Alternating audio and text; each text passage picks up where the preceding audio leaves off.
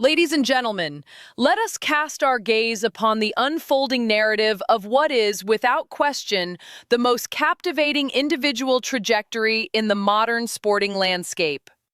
We stand at a juncture where the lines between athletic participation and media domination have become not merely blurred, but irrevocably intertwined. We have spent months in a state of speculative anticipation, pondering precisely when, where, and under what specific circumstances the inevitability of Caitlin Clark's off-court ascendancy would manifest. It was never a question of if the Indiana Fever star would secure a high-profile platform during this extended, somewhat ambiguous offseason. It was entirely a question of the magnitude of the stage that would be constructed for her. And now the curtain has been pulled back. We are witnessing a spectacle of strategic positioning that demands our immediate and unwavering attention. Caitlin Clark has not simply found a job, she has landed herself a new, very high-profile position that places her at the epicenter of the American sports conversation. We have wondered where this gig was going to be, we have speculated on when it would commence, and we have debated who it would be for. Today we possess the definitive answers, and they paint a picture of a career management strategy that is breathtaking in its foresight and ambition. The headline, stripped of its nuance, is that Caitlin Clark has landed a new role in basketball during the Indiana Fever offseason. But to view this merely as a role is to underestimate the calculated nature of the move. It was announced on Tuesday, a revelation that sent shockwaves through the broadcasting industry, that Caitlin Clark will join NBC Sports. She is set to serve as a special contributor for a program that is clearly designed to be a monolithic presence in sports media, the newly minted Basketball Night in America. Consider, if you will, the profound branding implications of this specific vehicle. This is not some miscellaneous media outlet, some fringe digital startup seeking validity through the rental of her fame. This is NBC. This is the institution that constructed the colossus known as Football Night in America, a program that has defined the consumption of the NFL for a generation. By establishing a direct parallel with Basketball Night in America, the network is signaling a commitment to the sport that is absolute, and they have chosen Caitlin Clark as one of the primary pillars upon which this new cathedral will be built. The debut of this venture is scheduled with a theatrical timing that one could hardly script better. Caitlin Clark will make her first appearance as a television analyst on February 1st. And look at the setting. She will be preceding a matchup between the Los Angeles Lakers and the New York Knicks, taking place at the veritable mecca of basketball, Madison Square Garden. This information comes directly from a release by NBC, and it signals a clear, undeniable intent. They are not easing her in quietly on a Tuesday afternoon. They are placing her on the biggest stage, in the biggest media market, alongside the most storied franchises in the history of the sport. Wow is the only appropriate reaction to the sheer scale of this launch. Following this inaugural appearance, we are told she will return to the broadcast table on March 9th for a contest featuring the Oklahoma City Thunder and, once again, the New York Knicks. This scheduling is not accidental.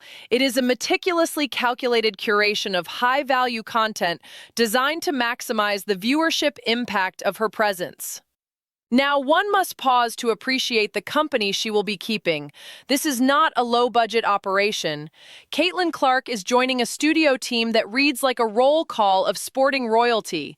We are talking about Maria Taylor, a broadcaster of immense capability who also helms the football equivalent of this show. She will be joined by the likes of Chris Sims, Mike Florio, Rodney Harrison, Tony Dungy, and Jason Garrett, names synonymous with elite sports analysis. Furthermore, on the basketball-specific front, she joins a pantheon including Carmelo Anthony, Vince Carter, Tracy McGrady, and Reggie Miller for pregame commentary. In her own words, quoted in the press release, Clark stated, "I'm really excited to be part of the Basketball Night in America crew this season." It is a sentiment echoed by the executives at the network. Sam Flood, the executive producer of NBC Sports, described her as one of the most captivating players and dynamic scorers in basketball, expressing his excitement to have her join these Hall of Famers in New York for the launch of Sunday Night Basketball. This move by NBC is a stroke of corporate genius. We must consider the broader media landscape here. Notice, if you will, that ESPN is absent from this specific narrative. You do not see USA Network despite being under the NBC umbrella, and I believe NBC does own USA Network, utilizing her in a lesser capacity. It is pretty safe to say they were not going to put her on a panel with Elle Duncan or relegate her to a secondary channel. No, this is the flagship. This is the main event. By bringing Caitlin Clark into the fold, NBC is executing a maneuver reminiscent of the splashy acquisition of Michael Jordan for their NBA coverage in years past. Even in a limited role, the mere presence of Jordan created a buzz that was palpable, a gravitational pull that demanded viewership. NBC is surely banking on the reality that Caitlin Clark's involvement will generate an identical phenomenon. She is a needle mover. Whether one chooses to acknowledge it or let the haters hate, the reality is that her presence alters the equation. Of course, this transition into the analyst chair raises questions about her transition from the court to the microphone. It will be her first time in an analyst-type role on television, per Chloe Peterson. However, let us be realistic about the expectations. Caitlin Clark is expected to offer unique insights. Her basketball IQ is a commodity that simply cannot be questioned. When one possesses the vision and understanding of the game that she has demonstrated on the floor, the transition to articulating that vision for a viewing audience should be, in theory, a seamless one for the Indiana Fever star point guard. We must also contextualize this move within the bizarre temporal reality of the current WNBA calendar. The Indiana Fever's 2025 season concluded in July due to injury and the playoff schedule. The 2026 campaign does not begin until May. That creates a vacuum, a massive stretch of time that demands to be filled. This gap is further complicated by the fact that there is currently no collective bargaining agreement, CBA, in place. We are operating in a period of labor ambiguity. While we do not have dates that stretch that far yet, and while the theoretical start is May, everything hinges on the negotiation. I have stated my position on this matter previously, and I maintain it now. I still believe they are going to get the CBA done. I have the over-under set on February 15th. It is simply my gut feeling, but when push comes to shove and the financial realities are presented to the players, specifically those on the back end of the rosters, they are going to look at the new money on the table and decide that it is time to cross the line. They will want to sign the deal. The financial incentive is the ultimate arbiter in these disputes. When players see the potential earnings, when they confront the cold, hard numbers of the new deal, the desire to hold out will likely dissipate. They will say, "We're crossing the line," because the alternative is leaving money on the table that they simply cannot afford to ignore. However, let us be unequivocally clear.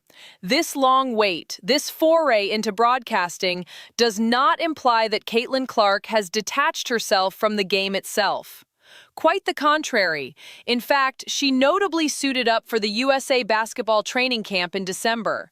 She has expressed an unwavering dedication to participating in all Team USA events, with the FIBA World Cup looming in September and qualifiers taking place in March. She has been and will continue to get the needed reps before finally taking the floor again with the Fever. This broadcasting role is merely a way to keep busy in another capacity, one that still fundamentally involves basketball, while she prepares her body and mind for the return to competition. The ultimate anticipation, the thing that truly drives the intrigue, remains centered on how she will look when she returns to the floor 100% healthy. But until that moment arrives, NBC has secured a massive asset. It is worth noting that NBC will also have WNBA coverage for the upcoming 2026 season. Therefore, this hiring is not a one-off. It is a preamble. Caitlin Clark will surely appear in more than just the games she is scheduled to provide commentary for. It is a synergy that benefits all parties involved. For those wondering how to consume this new content, it is available online via Peacock, NBC's official app. And I must say, purely from a consumer standpoint, the utility of that platform is becoming increasingly undeniable. Whether it is movies, old series, or the exclusive NFL games like the Packers-Bears playoff matchup we saw previously, or even WWE Saturday Night Main Event, the app has cemented its place in the rotation. It used to be that everything WWE was on there, but now it is a diversified hub of premium sports content. Let us dig a little deeper into the strategic masterstroke that NBC has pulled off here. While the Players' Union in the WNBA navigates its labyrinth of negotiations, and while the league operates under this cloud of uncertainty regarding the start date, NBC has stepped in and anchored the sport's biggest star to their brand. This is a move of breathtaking intelligence. They are not waiting for the WNBA season to start to capitalize on the Caitlin Clark phenomenon. They are integrating her into their NBA coverage now. They are using the Basketball Night in America platform to build a bridge between the NBA audience and the WNBA star. This is a deliberate, highly effective gambit. It forces the audience to view Caitlin Clark not just as a WNBA player, but as a basketball authority. By placing her next to Vince Carter and Reggie Miller, they are validating her status in the pantheon of the sport, regardless of gender. And in the intricate, high-stakes theater of sports media, such validation is not just smart, it is absolutely crucial. This strategic astuteness from the network could not have come at a more opportune moment. The public's thirst for content involving Clark has not waned despite the off-season. If anything, the long break since July has only intensified the curiosity. NBC is stepping into that void and providing the supply for the demand.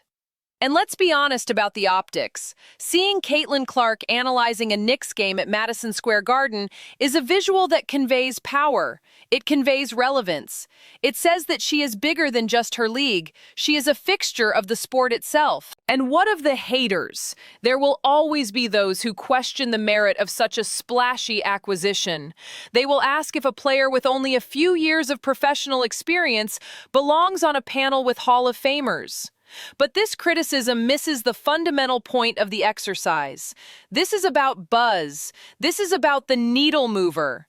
Just as Michael Jordan's involvement, despite his limited role, created an event out of a broadcast, Caitlin Clark's presence turns a standard pregame show into must-see TV.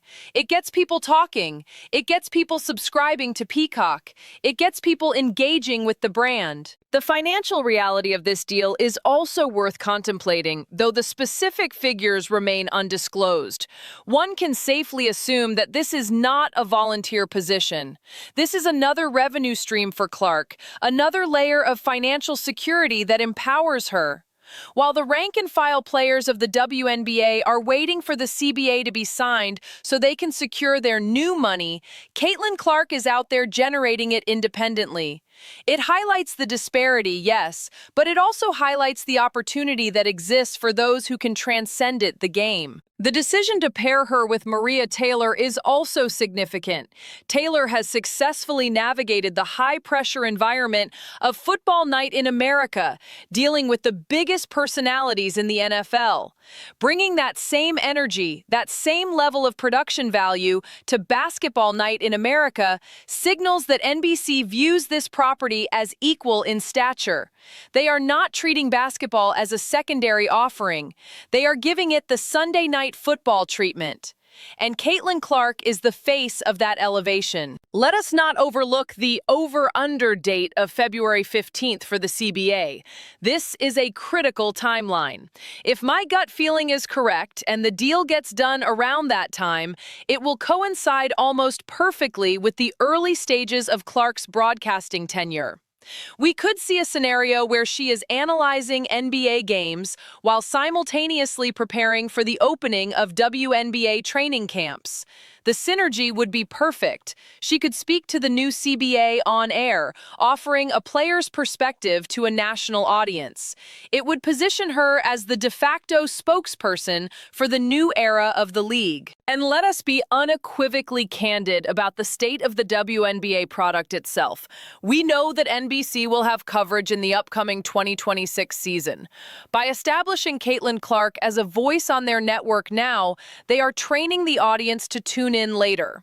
When the WNBA season finally does tip off, presumably in May, assuming the players cross the line and sign the deal, the transition will be seamless. The viewer who watched Clark break down the Lakers in February will be primed to watch her play the Lakers' WNBA counterpart or any other team in May. It is a long-term play, a meticulously calculated strategy to build an audience. The mention of the Oklahoma City Thunder game on March 9th is also interesting. The Thunder are one of the most exciting young teams in the NBA, led by a superstar in Shai Gilgeous-Alexander. Pairing Clark's analysis with that specific team appeals to a younger demographic. It connects the rising star of the women's game with the rising stars of the men's game. It is a subtle but effective way to brand the future of basketball. Ultimately, this story is about more than just a player getting a gig.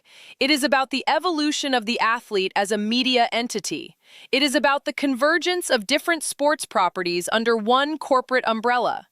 And it is about the unfolding drama of Caitlin Clark's career, which continues to surprise and captivate us. We are witnessing a moment of profound wow. It is a truly wild development that demonstrates the power of a singular brand to command attention even when the ball is not bouncing on the WNBA hardwood.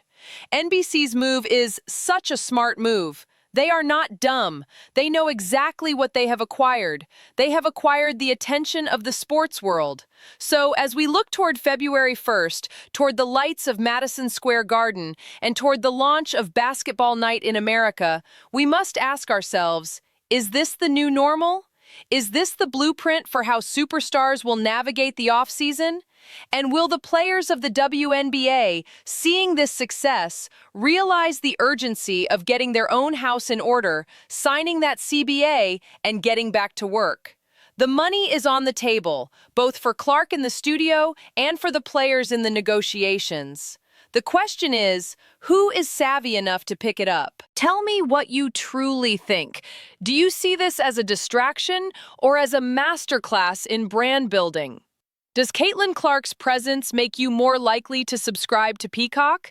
Let us know your thoughts in the comments. Make sure you like, make sure you subscribe, because this story isn't just ongoing, it's intensifying with each passing day, and the ultimate impact on the landscape of basketball remains to be seen. Peace. I'm out. Till next time, thanks for watching.